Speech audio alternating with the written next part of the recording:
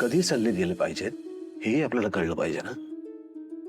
आणि मला खात्री आहे स्वानंदी मॅडम की तुमच्या घरामध्ये तुमचे बाबा आणि रोहन हे दोघंही आदिराला कमीत कमी किती त्रास होईल याचाच प्रयत्न करतायत. ते दोघंही तिच्या बाजूनी आहेत. मग अशा वेळेस जर आपण त्याच्या विपरीत जाऊन तिला एखादा सल्ला दिला आणि तिने त्यातनं काहीतरी वेगळाच निर्णय घेतला तर काय होईल? वातावरण बिघडून जाईल. मग रोहन आणि तुमचे वडील करत असलेल्या प्रयत्नांना काय अर्थ राहिला? त्यांच्या प्रयत्नांची ते जे काही आदिरासाठी करतायत त्याची किंमत आपण ठेवली पाहिजे ना. तर त्याची किंमत आपणच कमी केल्यासारखी होईल. त्यांच्यावरचा विश्वास आपणच कमी केल्यासारखं होईल. आणि त्यांचं ना एक कुटुंब आहे, एक युनिट आहे. त्यामुळे त्यांचे प्रॉब्लेम्स जे आहेत ना ते त्यांचे त्यांना सोडू दे. कळतंय का? हो हो, मी तुम्हाला प्रॉमिस करते ह्याच्यापुढे तुमच्या चिमणीला नाही त्रास होणार. आणि कुणालाही तिलाच नाही कुणालाही सल्ला देताना मी 10 वेळा विचार करेन. नाही नाही, तुम्ही असं एकदम बोलू नका. मग हसून बोला. हे रिअलायझेशन हॅपी आहे की नाही, किंवा हॅपी रिअलायझेशन आहे की नाही? मग हसून बोला ना. असं तुमचा रडका चेहरा, रडवेला झालेला चेहरा ना खरंच नाही बघवत. पण मग नाही असं नाही. हसा, हसून बोला. नाही नाही, मी काहीतरी करू का तुमच्यासाठी? मी व्यायाम करून दाखवू का तुम्हाला? हा, मी व्यायाम केला की तुम्ही हसता.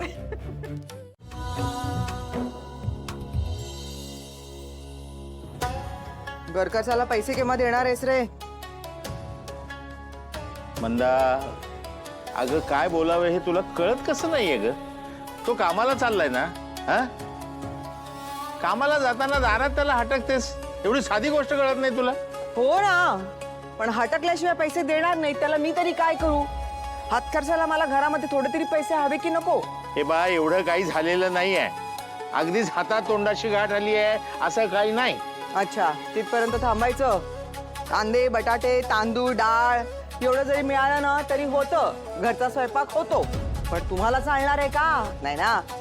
उपवासाला तुम्हाला साबुदाणा लागतो, गोडाचे पदार्थ लागतात, गोडात तूप लागतं. काय करायचं आम्ही सांगा बघू?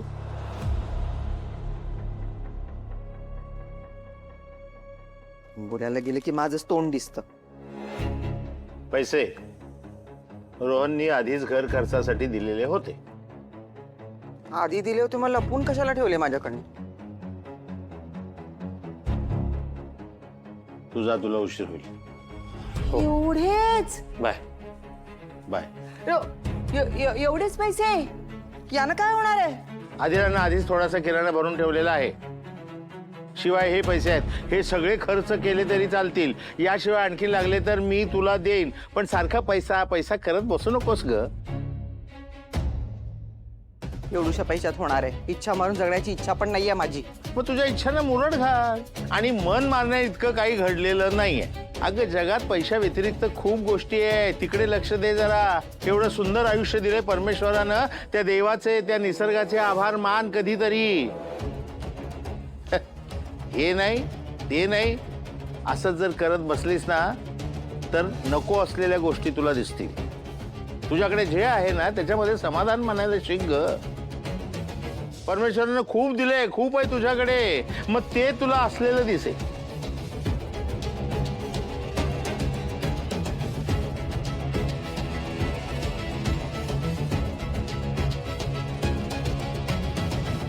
रेस कोर्स काय म्हणतात? त्याला मिसिंग रेस कोर्स मॅन.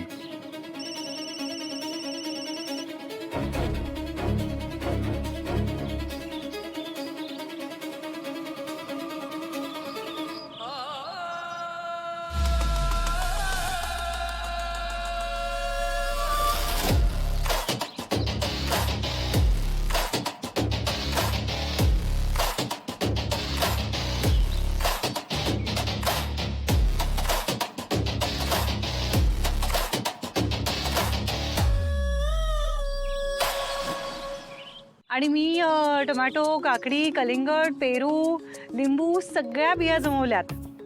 आणि मजा माहितीये का तुला? मला यावेळी 6-7 गुलाबांचे प्रकार सुद्धा मिळालेत. हा, वा वा वा, अगं किती छान.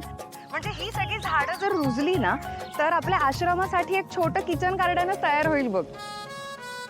आपल्याकडच्या आजी आजोबांची पण किती इच्छा आहे की त्यांच्या अपरोक्ष सुद्धा आपल्या आश्रमामध्ये कायम असं छान फुलं झाडं फुलली पाहिजेत. हो, सगळे एकदम खुश होतील बघ. आणि बाकी तिकडे कशी चालली आहे ग वृक्षारोपणाची तयारी? एकदम जोरदार. त्याचसाठी मी तुला कॉल केलेला. या वर्षीचा वसुंधरा दिवस आहे ना, तो आपण थोडासा ना वेगळा साजरा करतो. त्याच संदर्भात ना आज एक मीटिंग झाली आणि कामत आजोबांनी एकदम भारी आयडिया सुचवली आहे. काय काय? दरवर्षीप्रमाणे आपल्याला झाडं तर लावायचीच आहेत, पण त्याचबरोबर निसर्ग आणि संस्कृतीचं संवर्धन सुद्धा झालं पाहिजे. म्हणून आपण सगळ्यांनी महाराष्ट्राचा पारंपरिक पोशाख करून यायचंय आणि वृक्षारोपण करायचंय. तू आनंदी, तू पण ना मस्तपैकी नऊवारी नेसून ये. हा किती छान आयडिया आहे. नक्की नक्की. हा सो आनंदी, आणि अजून एक, अगं बोल की. म्हणजे सॉरी ऐन वेळेला विचारते, पण आमच्या सगळ्यांची इच्छा आहे ग की समर राजवाड्यांनी ह्या उद्घाटनासाठी यावं. तर ते येऊ शकतील का? कठीण आहे का? असं काही नाही, ते विचारलं तर होई म्हणतील कदाचित. मी बोलून बघते ना त्यांच्याशी. त्यांचं अगं ऑफिसमधलं शेड्यूल एक्झॅक्टली काय आहे हे माहीत नसतं ना मला, त्यामुळे एवढ्या लास्ट मोमेंट सांगितल्यानंतर ते मुळात काम कॅन्सल करून येऊ शकतील का हे फक्त बघावं लागेल. पण मी बोलते त्यांच्याशी. ठीक आहे, मग मी तुला फोन करून कळवते तसं. बरं, कळव. भेटू आपण, लवकर ये. हा, बाय बाय. Bye bye.